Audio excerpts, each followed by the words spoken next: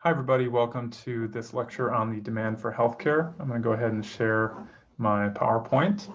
So I want to talk about demand today. So let's take a look at standard economic demand curve, and let's grab a trivial example here of lollipops.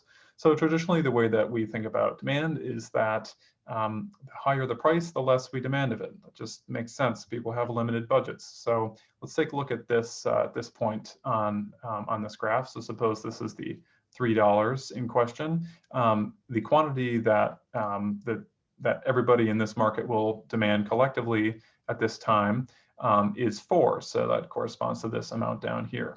So the way that you create a demand curve is you plot the series of points. So at each price, you find the corresponding spot for quantity demanded, and then you draw the line between them, and that's how you get this demand curve. So let's say this, suppose the price is $1. That's down about here, and then you can look and say, all right, so that corresponds to this this quantity demanded of 8, etc. And if you go down even further to only 50 cents per lollipop, then you're down all the way at 9. You draw a line between all of these items, and that's how you get your demand curve. So that's one thing, lollipop example. To expand on that a bit, another thing that we know about demand curves is that there are differences in elasticities. And what we mean by elasticity is how sensitive consumers are to different to prices in different goods. So suppose that you needed something very badly, or something that you really didn't have a lot of choice but to try to acquire.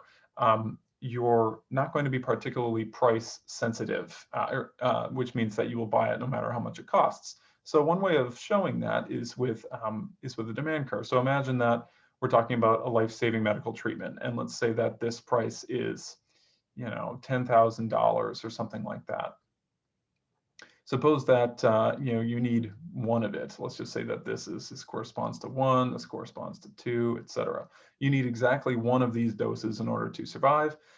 So your quantity demanded at the price of $10,000 is 1. Obviously, if you were to have, if this price were to drop to, let's say, 8,000, your quantity demanded would still be 1. You need exactly 1, and of course you're willing to pay 10,000. You're certainly happy to pay 8,000, and all the way down to, we'll call this $1,000. You're still going to demand exactly 1 quantity of it, which makes for a fairly vertical demand curve. And what we call that inelastic, which means that your demand doesn't stretch according to the price. On the other hand, you might have a more elastic demand curve. So for something that isn't as important to you, let's just say, I don't know, waffles. Okay, so let me just erase the prices that we have in here, because those don't seem particularly reasonable for waffles. So if we're thinking about the prices of something like that, so let's just say that at this price, you've got, let's say that this is this is $1 for a, whatever, what size they come in, 10-pack, a 10-pack of Eggo waffles, something like that. So let's put that way out here. Say that your quantity demanded, you want 10 of those packages of waffles, if it's only $1.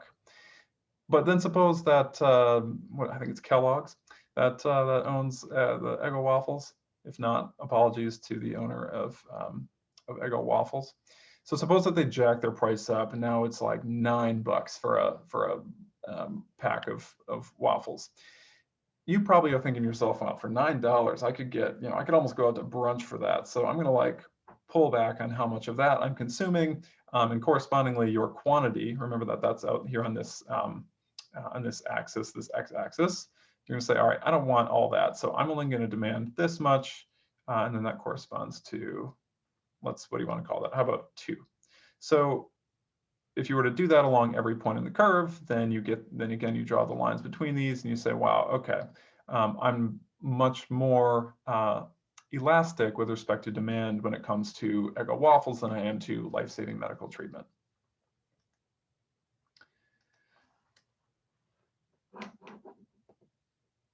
So obviously the important question is, are people price sensitive at all to healthcare? Is it the case that people simply have a fixed amount of healthcare that they need and then they buy it no matter what the price is? Or do they respond more flexibly as they do with lots of other commodities? So, for example, maybe demand for vaccines is, if the price is $100, the quantity demanded in this whole market will be 1,000. Or if the price is only $1, the quantity demanded is still going to be 1,000, which corresponds to that graph that I drew you on the previous page, showing that at every price, whether it's way up here or way down here, quantity demanded is, boom, exactly 1. So is demand inelastic for healthcare, for vaccines in this case? And then we can also think about, well, is demand for other goods within healthcare, such as Band-Aids, which are not maybe quite as urgent as a vaccine.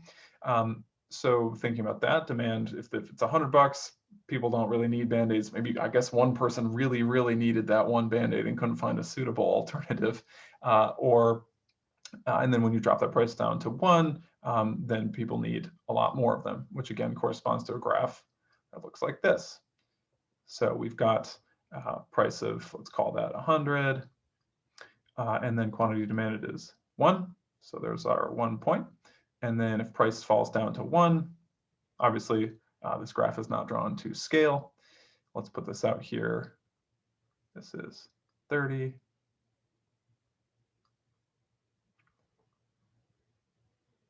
There. All right.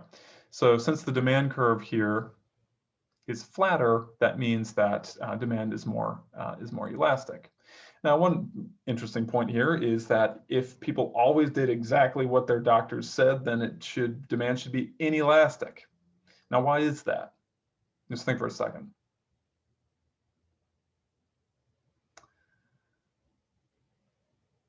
So if you always did exactly what your doctor said, you would go get whatever medical care, whatever medicine, whatever prescriptions, etc., that they said, no matter what the price was.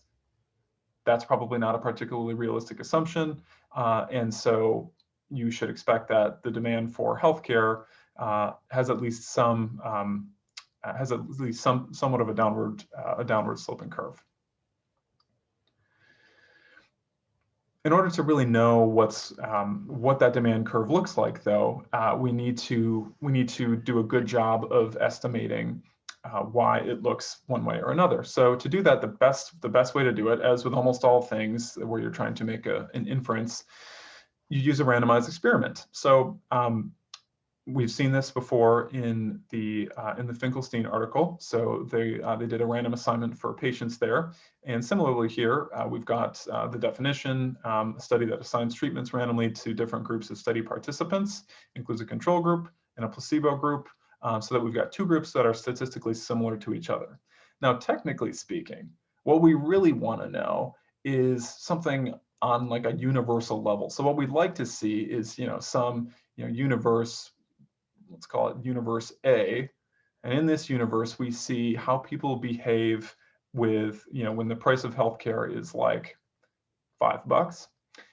And then in a whole new universe where people are exactly the same, it's all the same people. It's, you duplicate everything about this universe, except that you change the price to something else. Let's just call it $20. So what you would really want to be able to see is, okay, so under universe A, people want, people at $5, $5 for healthcare want this much quantity. So this is quantity in universe A, and in universe B, you've got this $20, and we know that they want this quantity. Shoot, I should have drawn that a little bit differently. Quantity B. They want only a smaller amount of it. So then you've got this steep sloping demand curve.